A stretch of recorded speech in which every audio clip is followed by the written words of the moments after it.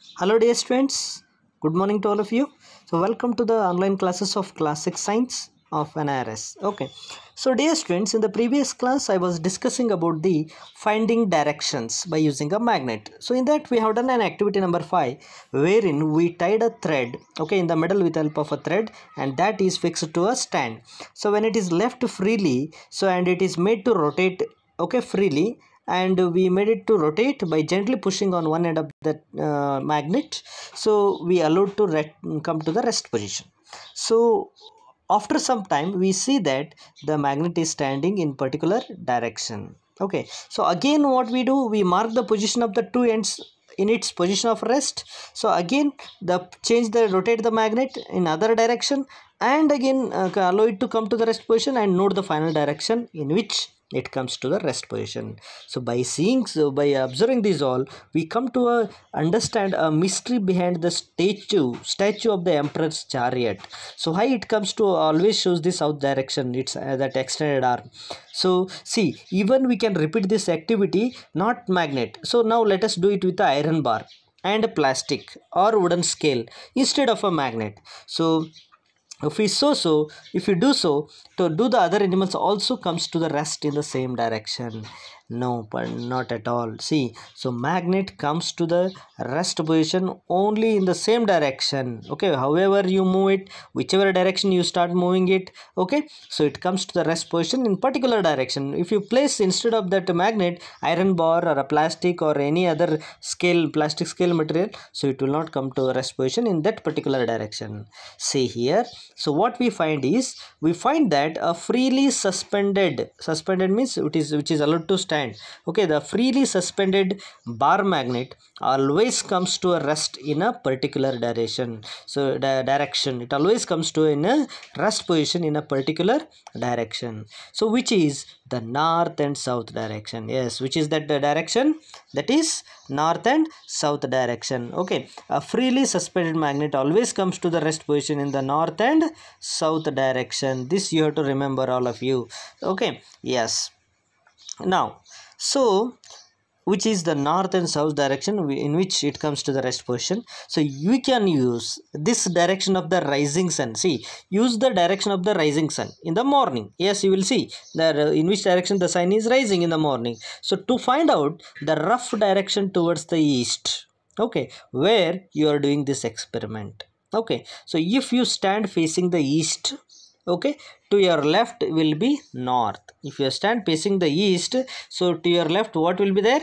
North will be there. Using the sun for finding directions, it may not be very exact sometimes, but it will help to make out the direction north from the south. Okay, so the east direction may not help you to find the direction exactly, but it will help you to make out the direction with the help of north and south direction. If you have north and south direction, you can easily mark out the south, east and west. Okay, so on your line, so using the you can you can figure out, okay, which end of the magnet is pointing to the north and which end of the magnet is pointing towards the south. Okay, so the end of the magnet that points towards north and south is it's north seeking the end of the magnet, or north pole. The end of the magnet that points towards the north, the end of the magnet which points towards the north is called north seeking end, or it is also called the north pole of the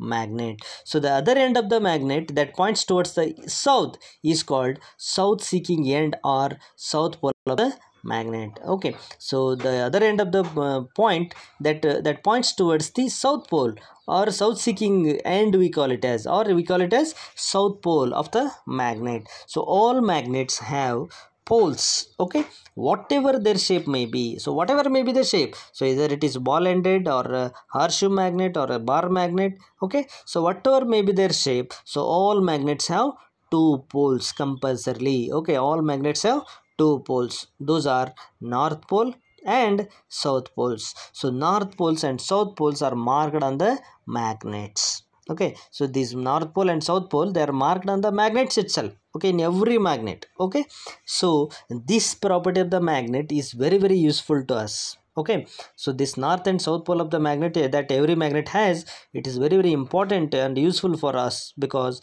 for centuries travelers have been making use of this property of magnets to find directions. Because the travelers who are traveling, so they have been making use of this property of magnet. For what purpose? To find their directions. Okay, in order to find their directions, the travelers have been making use of this property of magnets. Which property of magnet? The north and south poles of the magnet. Okay, so this property of magnet is helping these travelers who are traveling since many years.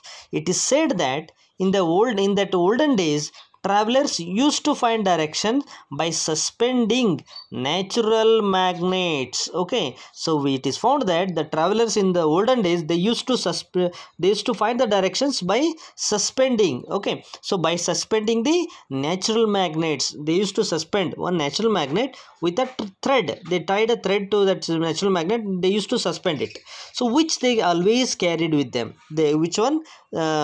Magnet they always carried with them, because if they stuck in between in the forest or while going to the other places, if you are got confused with that direction, then they used to use that natural magnet with a thread, and they suspend it, and they used to find. So now whether we are moving towards the north, or we are moving towards the south, or east and west. Okay, so later on a new device is developed. So later on a new device is developed based on this property of magnet. Based on the property of the magnets, a new device is developed. So what is that new device? Okay, so it is known as what?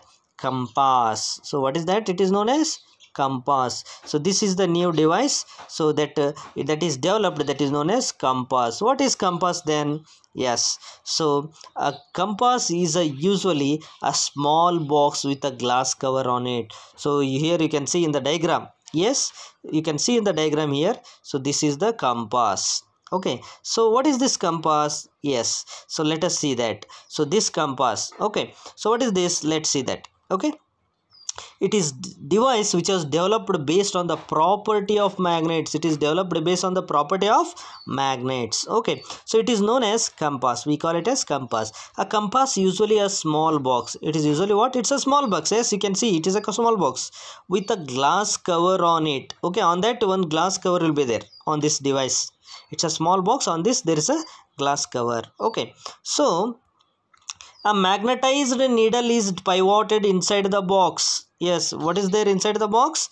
A magnetized needle. See, one needle is there in the what? Inside. It is pivoted inside the box. You can see here. I am showing through the ray diagram. So this is the magnetized needle. Yes, what I am showing here. So you can see here diagram. So this is a magnetized needle. So red color is there, no? So a magnetized needle is pivoted inside the box. Yes, it is pivoted, not fixed. It is pivoted, fixed only, but it is not unable to move. It is able to move. Okay, it is pivoted inside the box. So which can rotate freely. See, this magnetized needle can rotate freely in like this. Okay, it can rotate freely in any direction. Okay, yes, so it can rotate freely inside the compass. Look at the figure 10.3. You can look at here figure 13.10. This is the magnet compass. So this compass also has a dial. So it has also have one kind of dial is there present inside it. Okay, so that dial helps for the identification of the directions. Okay, so dear students, let me stop here. Let me continue the remaining part of the lesson in the next class. Thank you and have a nice day.